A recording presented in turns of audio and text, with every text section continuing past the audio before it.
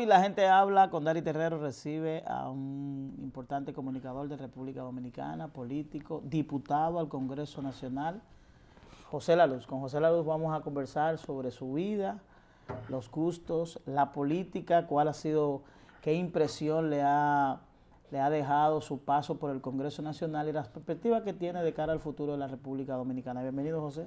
Dari, muchísimo gusto estar aquí contigo. El gusto es mío. Estás creciendo muchísimo en comunicación y con tu especialidad con el tema de tránsito y transporte y movilidad, y yo te veo bien en el futuro. Gracias, gracias. Dependiendo de ti, yo creo que es una gran motivación, porque de hecho tú eres uno de esos paradigmas, de esos jóvenes que uno sigue, que uno persigue, porque en una sociedad como esta, que es tan difícil abrirse paso y que poco a poco uno vaya logrando, yo creo que es mucho lo que hay que hacer. Uno tiene que hacer el doble de lo que tendría que hacer un joven de otro país. Así es. Aunque yo en el PLD nunca encontré obstáculos hasta llegar a un punto de competir por el espacio de liderazgo, me dejaron crecer, pero ya a esta altura del juego lo que recibo es bloqueo de todos lados. No, porque así es. Mientras tú no seas una amenaza, tú eres un muchacho bueno. Exactamente. Es decir, mientras tú seas un libre pensador y una persona que está construyendo conocimiento, tú no eres obstáculo para nadie. Cuando tú creces en la dimensión de la posibilidad de presentarte en una contienda, ya tú... Ahí mismo, entonces... Y entonces viene la descalificación. Toda esa vaina. ¿Entiendes? Vamos José, La Luz es un apellido.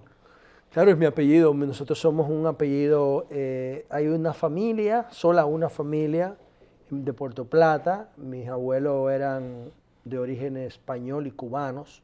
Sí. Hay una rama de mi familia en Cuba. Son trabajadores que vinieron en barcos de España a principios del siglo pasado. Y una rama se quedó aquí en Puerto Plata, en la zona portuaria de Puerto Plata, y otra rama se quedó en Cuba. Y es la única familia. ¿Significa que es una familia pequeña? Sí, es una familia pequeña, somos la única. ¿Y mi papá, mi mamá era de Moca. ¿Y tú tienes contacto con los que viven en Cuba? Es decir, no, con los que viven en Cuba he hablado, con algunos que me han escrito por redes y me han llamado. Pues llama la atención por el apellido. Sí, me han llamado. Tengo pendiente ir a Cuba a conocer esa rama genealógica de mi familia, pero con los de Puerto Plata sí, ya tenemos comunicación permanente. ¿Cómo tú te integras en la comunicación? Es decir, tú estudiaste comunicación, sí, claro. ¿Qué tiempo ya tú tienes en el área de la comunicación? Bueno, ¿Dónde tú inicias? Bueno, yo empecé a estudiar Derecho en la UAS, en el 90 y pico. Entonces, en la UAS había mucha convulsión con el tema de las huelgas y se perdía mucho tiempo. Y yo quería hacerme de una carrera porque yo vengo de un estrato social muy pobre. Entonces, yo trabajaba y eso, pero yo necesitaba una carrera, un oficio, y a mí me gustaba mucho la lectura desde pequeño, y yo me incliné por el derecho. Perdíamos mucho tiempo en la UAS con toda la huelga que se hacían, y yo lo que hice fue que me puse a estudiar periodismo en el IDP, al mismo tiempo que estudiaba Derecho en la UAS. Al mismo tiempo, lo hacían los dos. Me gustó tanto el periodismo que me fui concentrando en el periodismo y fui dejándolo el tema de la UAS. De hecho, yo tengo una característica, a mí no me gustan los títulos. Yo creo que eso es algo que viene de la edad media, del oscurantismo, no me gustan los títulos. Y yo nunca buscaba, yo hice Derecho en la UAS y en la Universidad del Caribe. Yo nunca busco una nota, no me interesan las notas. Yo soy un duro estudiando, pero después que yo hago mi examen, ya yo sé cómo me fue y no me importan los resultados, a mí me importa aprender. Y me fui de la UAS muy bien rankeado de la universidad y no volví más. Después me cambié para la Universidad del Caribe, pero ya yo estaba metido muy en el periodismo. Cuando estábamos terminando periodismo, a nivel técnico, yo recuerdo que estaba Héctor Herrera, Cabral, en esa promoción mía, que ahora se ha destacado también en los medios. Creo que él y yo es lo que hemos trascendido más. ¿De esa promoción? De esa promoción también estaba, te voy a decir quién, la mamá de Al Horford, que era cronista deportivo. Su especialidad era, no hicimos todo la carrera completa, pero algunas materias que tenían que ver con estadística y eso, yo la tomaba con ella, creo que se llamaba Arelis, algo así. Arelis, sí. Reynoso. Arelis Reynoso. Ella estuvo ahí. Entonces, en el Caribe se abrió una pasantía. En el Caribe, porque los del IDP, ahora don Adriano de la Cruz, es presidente del Colegio Dominicano de Periodistas. Él era el director de la carrera de periodismo. Y el IDP tenía mucho prestigio en esa época. Y en el Caribe pagaban, creo que 3,000 pesos al mes, oye. Y yo, ¿de qué año estamos hablando? Estamos hablando de 1995, por ahí. Y yo era miembro del PLD ya. Entonces, Leonel Fernández estaba compitiendo con Euclides y con Botello por la nominación presidencial. Ya Leonel había sido candidato en el 94 a vice con Juan Bosch. Sí. Cuando fueron a mi intermedio, al intermedio Enriquillo, que hubo un acto en el Club del Cacique, un compañero, Modesto Díaz, Pucci, de mi intermedio del Enriquillo, yo tenía problemas con ir a la reunión porque trabajaba de noche. Y entonces en el PLD, si tú faltabas 3 reuniones corridas, te votaban. Y entonces Modesto habló con Odalí Roa, que andaba con Leonel, era el jefe de redacción de Vanguardia y de corrección. Y entonces Odalí, hablamos con Leonel en el acto. Mira, este compañero quiere una pasantía en Vanguardia porque está terminando la carrera de periodismo.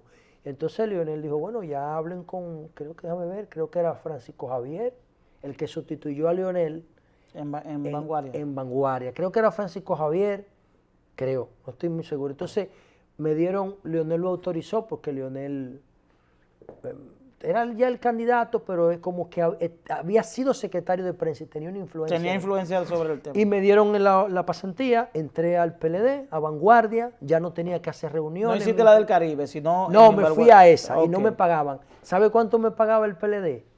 Para tema de transporte, 750 pesos. En el 94. En el 90 y pico. Y yo, de hecho, los primeros cheques los guardé porque eran muy importantes para mí. Luego no sé qué se hicieron. Entonces después me quedé ahí en el PLD. El PLD ganó las elecciones. Todos los compañeros míos de Vanguardia, como Fausto Araujo, como, déjame ver quién más, Diomedes Núñez Polanco se fue a la Biblioteca Nacional. Fausto Araujo se fue como asistente de Leonel. Rafael Grullón se fue, no recuerdo, no, Rafael Grullón se quedó, pero la mayoría se fueron a puestos de dirección en el gobierno. Dirección, exactamente, y entonces lo que yo hice fue que aproveché ese vacío y ya me hice un periodista de tabla, o sea... Es decir, tú no fuiste al gobierno en ese momento. No fui. Yo quería aprender periodismo y hice periodismo de investigación, hice redacción, tenía una columna de periodismo científico. Yo llegué a ser jefe de información de Vanguardia. No solamente me faltó ser director. Yo ocupé todas las posiciones a nivel de periodismo escrito. Ahí duré hasta el 2006. Desde el 96, 10 años.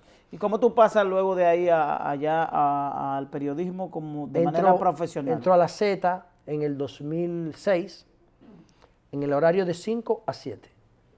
Ahí, ¿El horario mío? En el horario de 5 a 7 yo hice ahí un año. ¿Un año? Un año, de 5 a 7.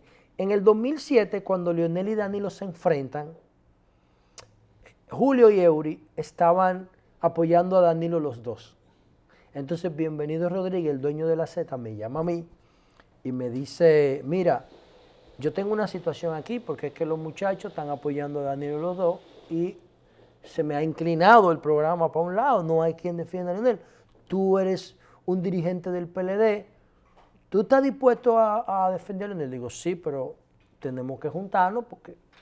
¿Bajo qué vas? ¿Bajo cuál es el criterio? No, Leonel quiere que sea tú, qué sé yo qué, qué sé yo cuánto. Y yo le digo, no hay problema. Entonces él me dice, bueno, entonces el lunes tú arrancas en el horario de 7 a 11 de la mañana. Y entonces aprovechamos que Julio estaba de vacaciones. Y te metieron ahí. Me metieron ahí, mi hermano, y se armó un maldito lío del diablo. Y entonces... ¿Cómo un lío por qué? Se armó un lío porque por un tema de espacio, de poder. Sí, un espacio de poder. Claro. Y nada, después yo arranco ahí, después fuimos haciendo equipo. Así fue una imposición prácticamente. No fue una imposición porque Bienvenido el dueño de su... Sí, digo, pero dentro del marco de sí, lo que pero entendían... lo que pasa es que si Julio y Eury se hubiesen alternado. No, no hubiese sido necesario. Pero el hecho de que ellos no lo hicieran me dio la oportunidad a mí de entrar a un programa que fue una escuela. El Gobierno de la Mañana es una escuela de comunicación, una cosa impresionante, el estilo. Y de hecho ahí nosotros duramos... ¿Y aún mantiene es que ya no lo puedo evaluar porque no estoy ahí. Entonces yo estoy en el mismo horario, en otro programa. Sí. Yo sí mantengo excelentes relaciones con don Bienvenido. Excelentes relaciones. O sea, el día que yo quiera volver al Gobierno de la Mañana, solamente tengo que coger mi celular porque mi silla está ahí. Oh. Siempre. Él siempre me lo dice cuando nos vemos. Y por ejemplo, aparte del Gobierno de la Mañana, ¿qué otro medio de comunicación? Bueno, el show del mediodía, dice un año, hasta que me fui a estudiar a España, me mantuve ahí un año. Cuando entró Iván Ruiz, yo salí. En ese mismo momento, en esa misma coyuntura. Pero fue circunstancial, no circunstancial, nada que ver. no, Iván y yo somos amiguísimos. Entonces, ahí hice un año, después trabajé en varios proyectos más, hasta que pude poner mi propio programa Telenoche, que lo puse ya en el mismo día del huracán de Haití. Yo inauguré mi programa en enero del 2010. Es decir, que ya tiene Ya 9 tiene años. 9 años. Sí, ya esa etapa mía está culminando también. ¿De Telenoche? La de Telenoche. Quizá pase a otro formato después. ¿Qué formato te interesa? A mí me interesaría un formato más, un reality de emprendedurismo es lo que quiero hacer. Es lo que está en mi mente. O sea, hacer un programa donde yo pueda ayudar, donde yo pueda con un jurado escoger proyectos que valgan la pena, proyectos que tengan desarrollo, gran impacto social, y entonces poder financiarlo. ¿Pero eso a corto plazo? No, eso va a depender de lo que pase en la campaña electoral ahora. Ok. Ya en la campaña electoral... ¿Y qué tiene que ver la campaña electoral? Bueno, lo que pasa es que cuando viene a ver, yo puedo llegar a un acuerdo con con el candidato de mi partido, porque va a ser o Leonel o Gonzalo o Leonel. ¿Tú no tienes candidato? No, yo no. Bueno, ahora mismo, sí. Por un asunto generacional, yo prefiero a Gonzalo. Ajá. Sí, porque con Gonzalo yo chateo todos los días por aquí. ¿Con Leonel no? No, con Leonel nadie chatea. Leonel no chatea. Digo yo, no sé si chatea. ¿Pero cómo así? ¿Leonel no usa WhatsApp? Es que yo no sé, porque a la última vez que yo hablé con Leonel fue en mayo del 2016. ¿La última vez que tú hablaste con él? No, que formal. Sí, que yo hablé con Leonel. En mayo del 2016 fue la última vez que yo vi a Leonel personalmente. Que fui a su oficina faltando 2 días para las elecciones. Él me llamó, me preguntó cómo iba mi campaña, qué yo necesitaba. Yo le dije que yo no necesitaba nada, que todo estaba bien. ¿Él te llamó? ¿Fue a instancia de él? Sí, él me llamó para que yo fuera a su oficina para preguntarme qué yo necesitaba de él para las elecciones del 2016, porque yo era candidato a diputado. Esa fue la última vez que yo lo vi. O sea, desde el punto de vista, yo supongo que los que son de su generación lo ven todos los días, qué sé yo, Bauta, Radamés, Emilio Sosa, Rafael Núñez. ¿Pero es un problema de generación o un problema de actitud de Leonel, de su forma? Puede también que eso esté inspirado en alguna diferencia ideológica, porque yo apoyé a Leonel. Bueno, te digo que sí, porque a ti se te atribuye que me peleé con Eury y Julio por él. Sí. Nunca acepté un cargo en su gobierno. ¿Te lo ofrecieron? Sí, muchas veces. ¿Qué te ofrecieron? Mira, a mí me ofrecieron, te voy a decir, que yo recuerde así, que me ofrecieron, incluso hasta una vez el decreto lo había hecho y me eché para atrás. A mí me ofrecieron ser director de Radio Televisión Dominicana, me ofrecieron Proconsumidor, me ofrecieron, ¿sabes qué me ofrecieron una vez? Que ese decreto yo lo mandé a deshacer. Aster, que era del Estado. Sí, estaba hecho eso. Y yo no, porque yo no quiero ser funcionario público, yo quiero seguir trabajando en el gobierno. Pero entonces, si tú tienes todas esas inclinaciones de hacer cosas, o no sé si esas inclinaciones te nacieron luego de ya tú de trajinar en la comunicación. En ese momento tú no tenías la expectativa que tienes. No, hoy. en este momento en ese momento estamos hablando de 2007, 2008, 2009.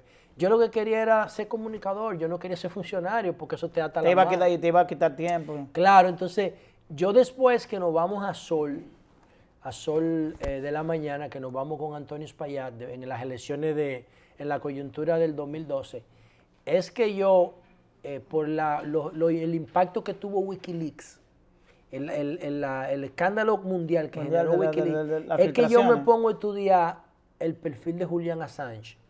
Y entonces, cuando yo conecto a Julian Assange con Juan Bosch, es que yo digo, mierda, pero ¿qué es lo que yo hago voceando con cine? Y disparate, que se siente, fulano está presente. Yo digo, es una locura. Mira lo que estos tipos son pensadores de verdad. Y cuando conecto a Bosch con Julian Assange, yo dije, no, viejo, este es mi camino, por aquí es que yo me voy. Y a partir del 2012 comienzo a pensar cómo yo puedo construir un proyecto a partir de ahí, de los criterios de Bosch y de los criterios de Wikileaks. Y de ahí es que surge Liderazgo Responsable. De ahí es que surge, ahí es que yo empiezo a construir. Y ya Liderazgo Responsable cumplió 6 años ahora, porque yo lo concebí en el 2013, y yo tengo una teoría política nueva, única en América. Una teoría política partiendo de liderazgo responsable. Liderazgo responsable es una teoría política completa, con método de aplicación, con fundamento, con todos sus principios, que explica la historia a partir de los grandes acontecimientos mundiales, interpretación correcta de la historia. Y dicho sea de paso, hay sus hipótesis que yo le dedico al menos 1 hora diaria a trabajarla. Todos los días, contrario a debilitarse, se fortalecen más. Pero ¿tú no crees que ese tema de la ideología, de aplicación de ideología en la política dominicana es un poco como cuesta arriba? Como que No. Como que en República Dominicana la ideología per se se ha perdido. Como que aquí el proceso es netamente electoral, proselitista. No, las ideas no mueren. Las ideas lo que hacen es que entran en crisis. No, pero nunca mueren. Yo nunca he visto una idea que se muera. Lo que pasa es que cuando los países están en ciclos de paz, lo que importa es la economía. Cuando los países están, o el mundo está en crisis, importan las ideologías. Por ejemplo, a los muchachos de la UAS hace 30 años, o a los muchachos de la UAS no, a la juventud dominicana, Balaguer hace 30 años, lo perseguía por sus ideas y los mataba. El caso de Amin Abel, por ejemplo, o el caso del papá de Guido. Lo mataban por sus ideas. ¿Por qué los matan ahora? Los matan por delincuencia común, por vender droga. Claro. Entonces, lo que pasa con las ideologías políticas tradicionales, porque el liderazgo responsable no es una ideología política tradicional, es una ideología política del siglo XXI, una ideología política de ahora. ¿Qué es lo que pasa con las ideologías políticas basadas en izquierda-derecha? Que entraron en crisis. Están en crisis ahora. Yo quisiera, José, que tú me aterrizaras en términos políticos, específicamente en lo político, por el momento que vivimos. Es decir, las ideas de liderazgo responsable son, en términos generales, son importantes, pero partiendo del momento político que vive la República Dominicana, a mí me gustaría que tú me lo desarrolles en el área política, pero luego de la pausa. ¿Bien? Está bien, no hay problema. Vamos a una pausa, retornamos en breve.